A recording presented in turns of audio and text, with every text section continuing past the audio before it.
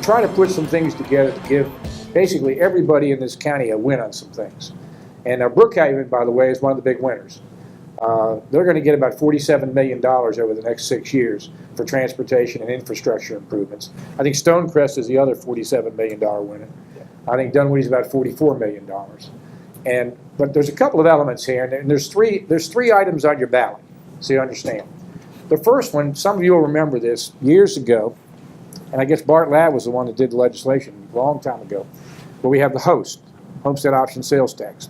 And currently, what happens, 80% of that money that's raised from that tax comes back to you as homeowners in property tax relief, and another 20%. Oh, yeah. Okay, and another 20%. Okay, another 20%. See, he knows where the mics are. You know, you gotta love it. I mean, really, what a nice play on words. The other 20% goes for capital improvements, and at the present time, DeKalb County gets about $2 million of that 20%. And the cities get 20 million plus. Okay, so you can't do a whole lot with 2 million. So that being said, the first ballot item takes that homestead up to 100% property tax relief. And if you look at it, here where we live, probably for a $200,000 home, you're going to save about $400 on your property tax. So you figure out what your home's worth, and if it's worth $400,000, you can do the math at this point in time, even without a calculator. So first of all, we got property tax relief. That's the first item on the ballot. The second item is the splost. And the first two have to pass. And I'll get to why for the third one. The splost, for the first time ever in the state of Georgia, we limited the splost. I didn't think that we really wanted to see a government center on Cynthia McKinney Boulevard. No. And I think we got 400 miles of unpaved roads. We've got a lot of infrastructure needs that you all just talked about with your sewers and this kind of thing. So we limited the categories the money could be spent in. And most of the money, and Michael will talk about this, is going to go for transportation, as it should be. Sidewalks, paving, intersection improvements, paving the roads, etc., okay? Particularly in the unincorporated areas, and the city has their portion to use for that, okay? And that's very, very important, because what's going to happen now, the unincorporated areas who get the $2 million, they will now get $60 million a year. And some things can be done that have been neglected for probably 20 years, way before Michael and way before me at that point. So I think that's very important. But what we did, and Michael came to me with this, he said, look, we're giving property tax relief in the first item. The second item, if we're going to raise the sales tax by 1 penny, it doesn't apply to pharmaceuticals. But Michael said, what about unprepared food, which means Publix, Kroger's, etc.? It does not apply to food.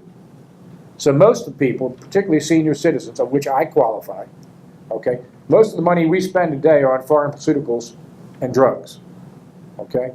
So, and particularly in the lower economic means, I'm not looking at you, sir, don't take it that way. I'm sure it's not looking at a woman, I can tell you that for sure, okay? So, and that's a good thing, okay, because you're going to give property tax relief here. The people of lower economic means, let's not penalize them when one of their biggest purchases is food, okay? So, again, I think what you're going to see, the money, now, I will tell you a little bit of disappointment for me. We don't have necessarily specific projects, but for example, on the streets and roads, they've graded all the roads in the county, okay? So they know from a list of where they're going to put the money. And the commissioners have been involved, and the money's spread out through all the districts. And so I think you're going to, unlike the school system, which I did not vote for, we gave them a blank check with no projects, which may be one of the dumbest things I've seen done in DeKalb in a long time.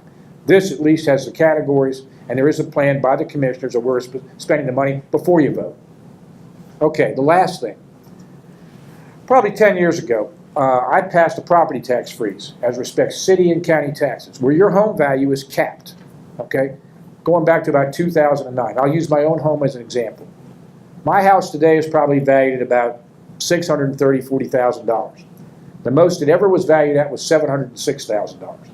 What I'm telling you, in the next decade, 10 years from now, okay, the value of my home for city and county taxes cannot exceed $706,000 unless I sell it or unless I do extensive remodeling. And with the values of what's going to happen around here, with what's happened with the town of Brookhaven and Dunwoody where I live, values are going to explode around here. So someday a house could be worth $200,000 more than what it is now. For the city and county, it's going to be capped at that particular max number. That's big from a standpoint of your future taxes. It's much better than, quite frankly, and I represent Fulton County. they have a cap of 3% per year. It can go up. Well, after 10 years, do the math at 3% for 10 years. And people really aren't coming out ahead as well. So I think we've done very well with the cap. So if we pass the first two, the 100% e-host they call it, and we pass the splost, that's the second part, then the tax freeze I just talked about, as long as those two are enforced, basically becomes permanent. My friends on the other side of the aisle down there kept trying to put a sunset clause on it for 5 years. We won't have to worry about this. So when Fran's gone, God willing, you voted on it, that freeze becomes permanent. So that's basically the three items on the ballot. Okay, and that's really all we have, other than if you have, we don't have a mayor's race, but if you have commissioner races, that type of thing. I think, is it Commissioner Gebbia? Joe Gebbia? District 4. Yeah, District 4. You got And John Park, District 2 is running, but he's on post. But he's on a post, so you really got, that's it on the ballot.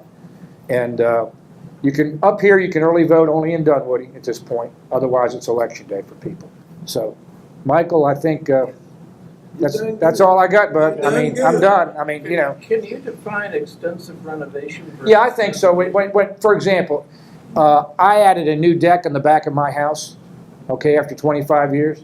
And based upon the code, which is the state's fault, not mine, okay, my house may fall down after an earthquake, but I promise you that erector set known as my deck, it's not going anywhere. Or if you remodel a bathroom or added, you finished your basement, that type of thing. And that's based upon when they come out and assess your homes, okay? Because they do, you know, they come out. Is that your deck considered extensive or just a replacement? Not if I don't, well, I had to get a permit for it, but I'm not advertising I did it, okay? So, I mean, they know I've got a permit for it, so Well, they. it says you're required to do it. Yeah, that's all right. So if they come out and check my house, then yeah, that's how it'll change, to be honest with you.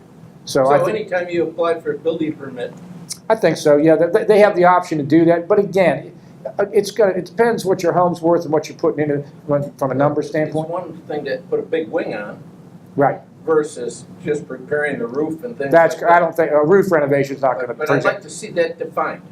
Well, that's part of the thing, I think. Taxes. It's sort of the assessor's got their guidelines of what it would be. And I tell you, before you do the renovation, call and ask them. Give them your neighbor's name, but go ahead and call and ask them. Okay, but I would go ahead and ask them. When does this, assuming the splost things pass? Yes. When does this freeze on the property value take effect? The freeze is in force right now, but with the recession, most people's homes has not quite gotten back to their cap value. But as we continue to go forward, okay, that's when the value will go over. You right now on your I'll call it your assessment bill, there's a code on there, and you can check and call, and they'll tell you you've got the freeze already. You've probably got it already.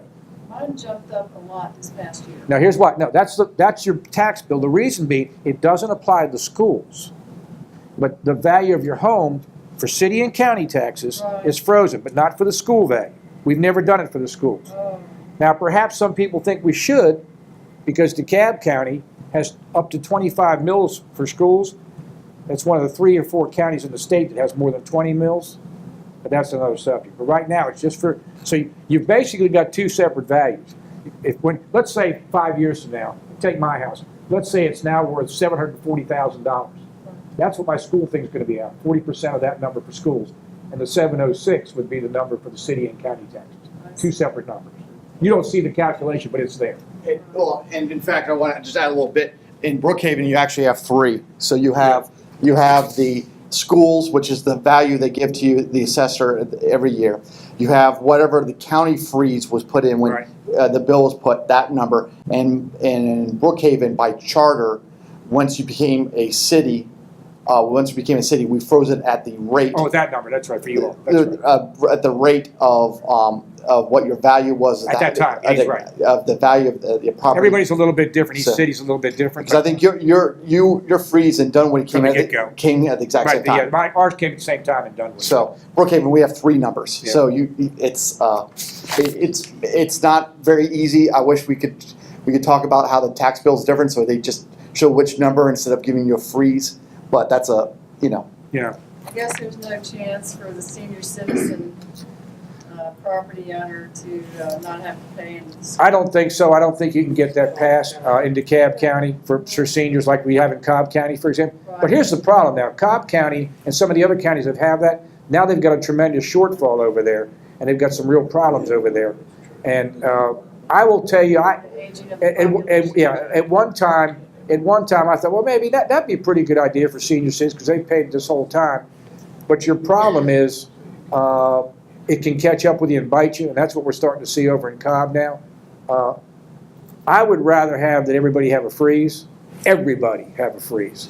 And I think that plays a lot better. Yeah, look, as a politician, to pass a senior exemption would be to my benefit because people that are 50 years old and older, they're the ones that vote.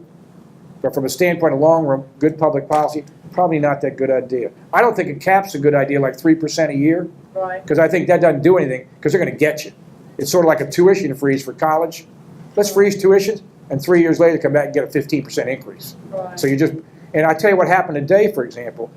Fulton County's played some games. You know, they tried to, okay, they screwed up, and they said, okay, let's do this. Let's roll back to last year's values. Let's use those just for this year because people are getting hit. And guess what? The revenue department downtown, they said, you can only do that type of activity if there was an error made. There wasn't any error, they threw it out. Really? And the people in Fulton County are getting ready to get popped big time because they don't have the freeze. You're gonna all move to Cobb. They might move to Mike. They might move to DeKalb since Michael's doing such a great job as CEO. Yeah, you know. Because again, to be fair to him, okay, and we're pretty good friends, okay. We don't always agree. We didn't agree on some things when he was in charge of the schools, but he inherited a mess, okay, with this water thing and the sewage thing, and he's got some time and he's been working on it to try to get this fixed. But it didn't happen overnight.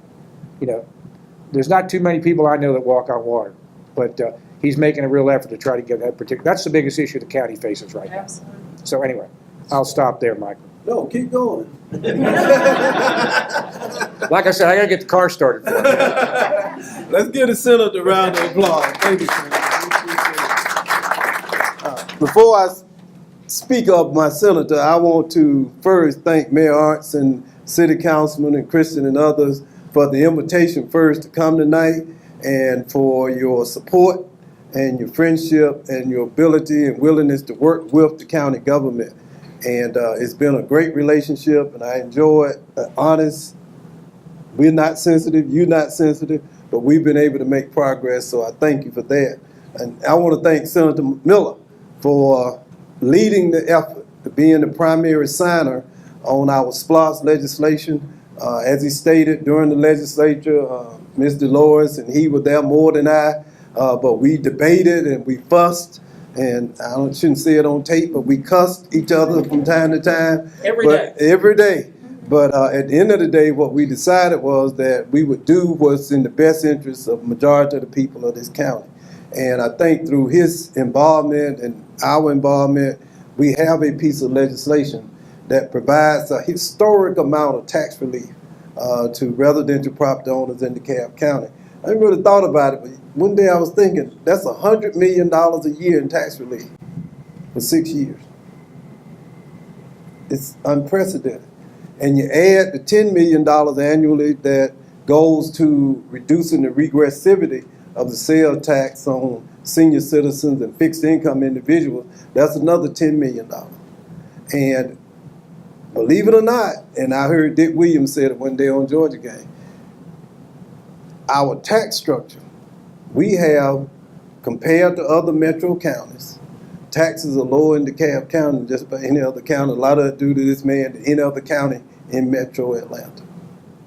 And you mentioned senior citizens and school taxes. Our senior citizen exemption, income exemption, is much more generous than the one they have in Atlanta. So even at that, What's it that? I think it's $80,000, isn't it? I think he's right. Yeah, it's $80,000. 80 or 84,000. 84,000, I think that's what it is. Extremely generous compared to other counties and cities in metro Atlanta. So that's a news flash that we have low taxes in DeKalb County, Georgia. That's an applause line in most of it. But Senator Miller has gone through, and Mayor Arntz has talked about it. We're excited about this. I can't advocate on behalf of the splost legislation. I'm prohibited from doing it. I can't ask you to vote for it. I can tell you how I'm going to vote. I'm going to vote yes in support of the legislation. It is, as the mayor stated, a transformative moment. And as Senator Miller said, it resulted from us coming together, not just Republicans and Democrats under the Gold Dome, but also our municipal and county leaders are standing together to do what I think is a piece of legislation that's going to transform our county. But beyond the investment, the capital investment, that's going to help us develop a Class 1 fire service in this county, the roads and the bridges and the streets and the trails. The thing that's most invaluable that I can't put a price on is that we've opened up the lines of communication. And recognizing that we don't have to always agree, we will never always agree, but the one thing we will agree not to be disagreeable, and that we're going to work together. We may disagree, but we're going to work together for the best interest of the people of DeKalb County, Georgia. I can't put a price on that. And that's more valuable than the $600 million investment in capital improvement, is more valuable than the $600 million in tax relief, is that now we can sit down at the table and talk about the problems honestly, develop the solutions, and implement the strategies that's going to create a better life for all of our citizens. So with that, I'll stop. Thank the Senator again for being there. Thank the Mayor, Christian, all of you all. I've been here on multiple occasions. I always enjoy my visits to Brookhaven. And I forgot something. You all are going to be receiving something in the mail about this. There's a document, 2-page document voters will be getting about the splost. It's an educational piece. It was on Facebook tonight. Did the county pay for this? The answer is no. This was done through private funds for educational purposes. So that's not your tax money to pay for this thing you get in the mail, just so everybody know that. I think that you probably will get it probably the next day or two. And I know somebody got it today, that's where I first heard it from. But it is paid for by private funds. And unlike Michael, yes, I can advocate for it, and yeah, I'm voting for it. I wouldn't have written the bill if I had to vote for it. So anyway, John? Yes. Yeah. Well, again, thanks you guys so much. Is there any questions in the Facebook world? Not at the moment. Okay, is there any questions? Joe? What percentage of the sales tax is paid by people outside the county? Has That's a great anybody- question. I think that would be a selling point that. No, that's a we're great getting question. It is a good point. Thank you for bringing that up. Traditionally, it's probably 35 to 40% from people outside the county. And let me give you an example. And John, I worked on this with John. I worked on it with Denny Shortle and Dunwoody, Frank Allman and Tucker. We just passed an increase that they can increase the hotel and motel tax, okay, from 5 to 8%, okay? And the reason being, we know who stays, unless you're having a wedding, we know who stays in hotels, and it's not people that live in our area, okay? And that money's going to be used, that's your green space funding. When you, all the stuff we're going to be doing for green space, we both are here, both in Chamblee, okay, in Dunwoody, et cetera, that's all being paid for, that's basically paid for by people. But traditionally, if you look at the retail environment, which is your big expenditure, and since food's not in this now, unprepared food, excuse me, which means grocery stores, probably 35 to 40% traditionally is what people say is paid for by sales tax. People do not live here. That's a traditional number. One more question. Sure. I'm not that good, but keep going. Yeah, I know, well, you're damn good. In the flyer, you estimate for a certain price house, and you said it also for a different price. Right. What the host savings would be if this That's passes. right. But there is a sales tax that goes to the people. And of course, how much they pay each year is based on their income level or their expenditure. Has anybody done an analysis, and I know, through ARC or whoever, Right.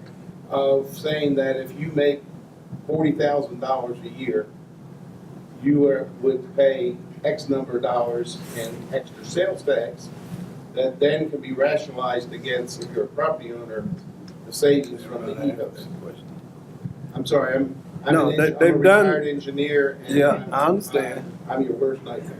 Well, no. Actually, I think Mark Nisi asked the question with AJC, and it depends on, it's a consumption tax. So hypothetically, you could earn $40,000, but if you don't spend a lot, then of course your sales tax bill would be lower, or you could make less and spend more. The reason it's regressive is that people with lower income use more of their disposable income. So that's why it's hard. It depends on your consumption patterns. No, I understand. Yeah. But through averages or statistics. I would tell you this, right, that what I told people, said, look, if you take, for example, a home where you're gonna save, let's just say the $400, okay? And you look at your own individual expenditures. And remember, we don't do a sales tax on cars anymore. We do that, that's another story, but we do that title thing. That's an awful lot of sales tax you're paying when it doesn't apply to food and pharmaceuticals. You're talking about paying basically, 40,000 plus, so 40,000 plus of sales tax. And if you're not paying on groceries and you're not paying and purchases, that's right, purchases, unless somebody in your family's gone wild on Amazon Prime, you're going to probably come out ahead. I tell you where we really win, and quite frankly, particularly the incorporated areas do better. Now, people say, well, that doesn't seem fair to the unincorporated areas. But the difference is they're getting 60% of the money for the infrastructure. And I say, look, folks, today they get $2 million. They're going to get $60 million. We tried to make this so everybody got something out of it. Because that's all people care about at the end of the day. What's in it for me? Right, wrong, or indifferent. You can be an idealist, but what's in it for me? So we tried to do the best job we could. Is it perfect? No, it's not perfect. But at the end of the day, it's pretty interesting to me that nobody else has ever limited the splost and done what we did in this particular case. And that's a good thing for the citizens of DeKalb in general. If we got away from the zero-sum politics, if you win, that means I lose. And what we tried to come up with was a plan so that everyone could walk away feeling better. Not getting everything he or she might want, but can look at it and say, you know what, I'm better off. But he did abuse me. Yeah.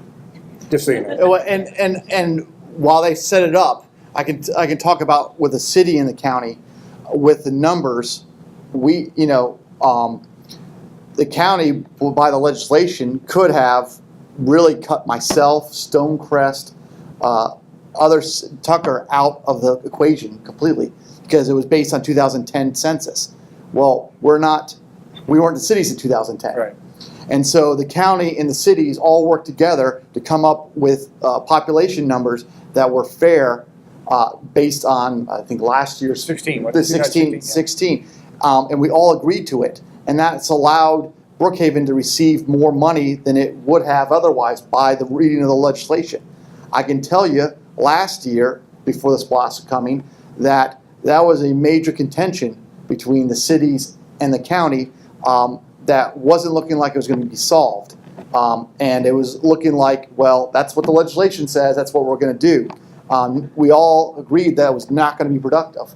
And the cities and the county worked together to make that right for everyone. Understand, too, we do legislation.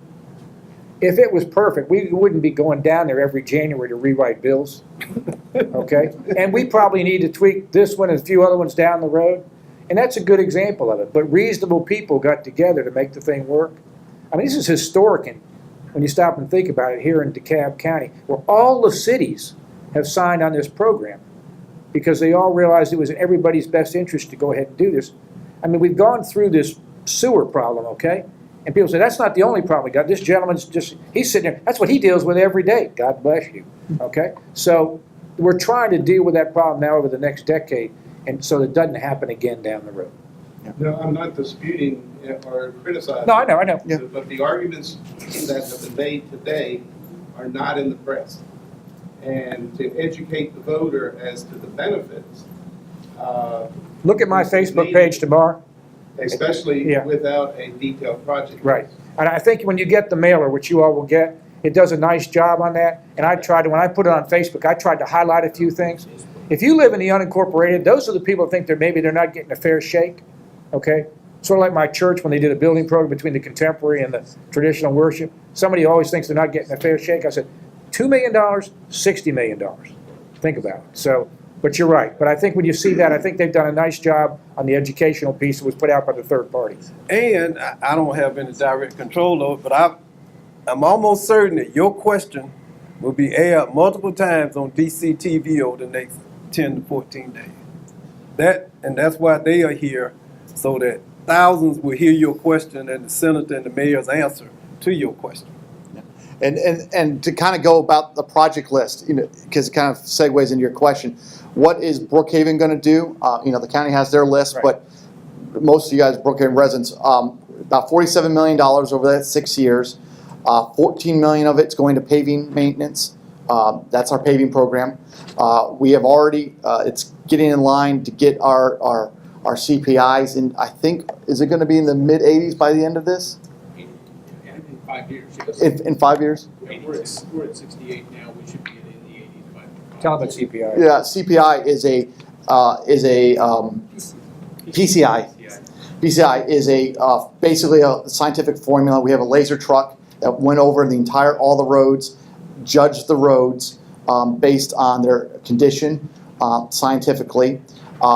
We here in Brookhaven basically said to our department, I thank the council for saying we don't care about which district gets what.